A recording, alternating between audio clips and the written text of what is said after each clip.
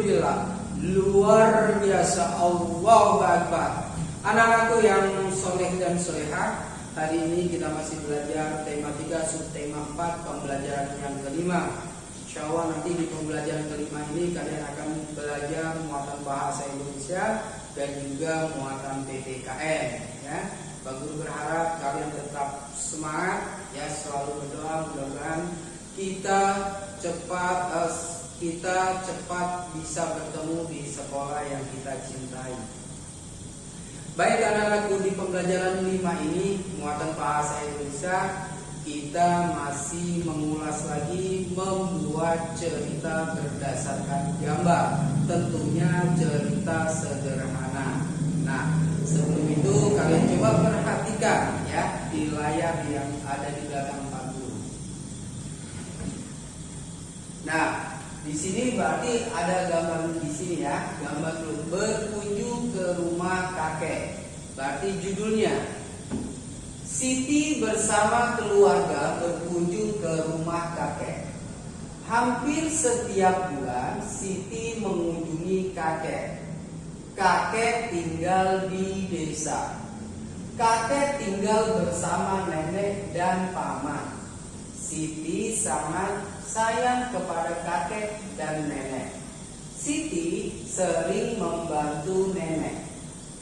Di rumah kakek, Siti bermain bersama teman-teman. Mereka bermain gebokan batu alias kasti. Nah, kalau gebokan batu itu beda-beda, kasti juga beda.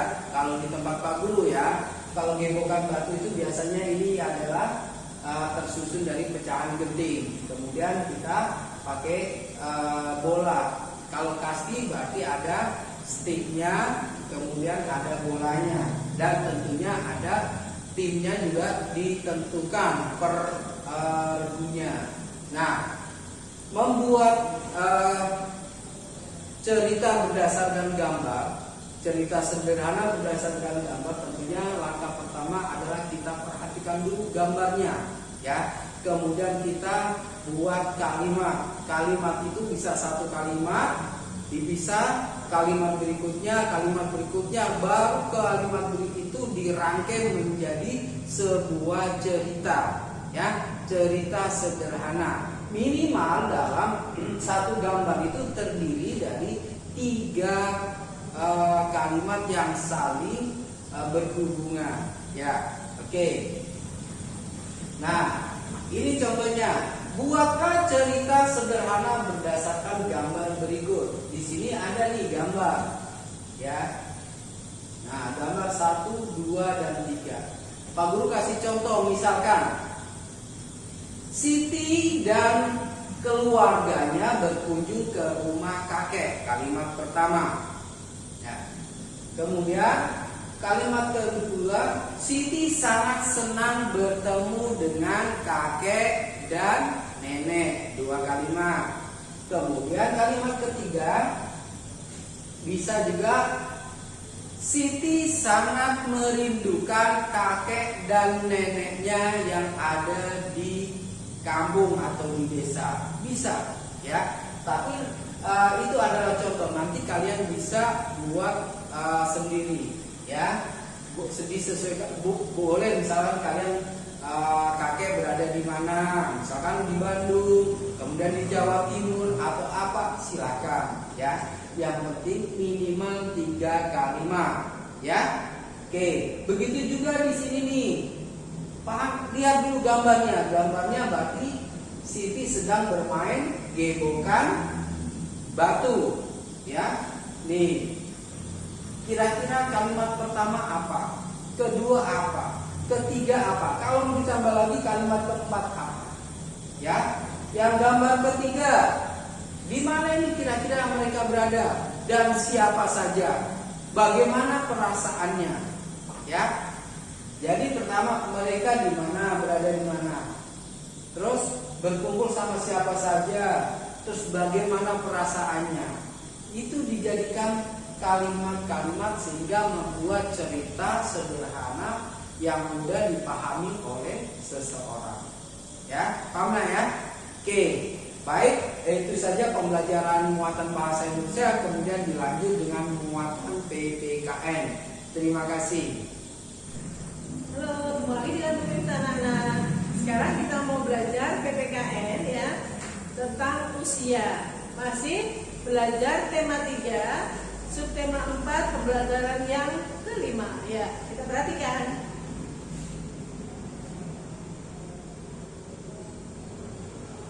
Belajar mengenal perbedaan usia. Jadi dalam usia itu ada pengelompokan, digolongkan. Sehingga kamu tahu perbedaannya. Ada 3 kategori, yaitu anak-anak, remaja, atau dewasa. Ya. Untuk usia berapa tahun, yaitu antara 0 baru dilahirkan ya, sampai umur 12 tahun itu masuk kategori anak-anak. Jadi kamu tahu usiamu berapa sekarang? 8 tahun. Ada yang udah 9 tahun, berarti itu termasuk kategori atau penggolongan anak-anak. Kalau usia 13 tahun sampai 17 tahun, biasanya yang pada usia anak sekolah SMP atau SMA itu masuk dalam kelompok remaja. Oh, Bu Miftah apa ya? Apakah masuk remaja atau dewasa? Kita lihat dulu. Wah, yang dewasa ternyata 18 tahun ke atas. Ya, ini berarti sudah punya KTP. Sudah kan 17 tahun sudah punya KTP, tapi termasuk remaja. Kalau ini sudah punya KTP, sudah boleh bawa motor, boleh menyetir mobil dan lain sebagainya, karena sudah dianggap apa? Dewasa. Jadi usia dewasa itu mulai dari 18 tahun sampai usia yang lanjut ya, itu dewasa. Ada yang sampai 60 tahun, 70 tahun ya. Tidak tahu Allah memberi umur kita sampai kapan ya. Nih. Kemudian kita nanti akan belajar mengenal keluarga Siti ya. Kita dulu kerjanya, kita lihat mengenal anggota keluarga Siti. Waktu kelas 1 kamu sudah belajar tentang silsilah keluarga atau asal usul sebuah keluarga. Keluarga itu apa sih? Keluarga itu orang yang punya keterkaitan dengan kita karena keturunan atau karena adanya hubungan perkawinan. Jadi ada yang karena anaknya, pamannya, dan sebagainya. Ada hubungan perkawinan, misalnya kita punya bule atau tante menikah dengan orang namanya om atau paman, itu jadi keluarga kita. Itu karena hubungan perkawinan. Nah, kita lihat keluarga Siti. Ini Siti ya. Siti, ini ayah dan ibu Siti. Ini ada kakek nenek Siti. Kemudian di sini ada Zahra. Siapa sih nanti kita lihat. Kemudian ada paman. Ya. Siti karena usianya baru 8 tahun, berarti termasuk golongan apa? Anak-anak. Zahra remaja. Pamannya itu dewasa, berarti sudah berusia antara berapa tadi? Antara ya 18 tahun ke atas. Kalau remaja antara usia 13 tahun sampai 17 tahun. Kalau ayah ibu dewasa, kakek nenek juga dewasa. Siapakah Zahra? Kita lihat Zahra adalah anak dari Pak D. Pak D itu siapa? Kakak dari ayah Siti. Jadi ayah Siti punya kakak, dipanggilnya Pak D.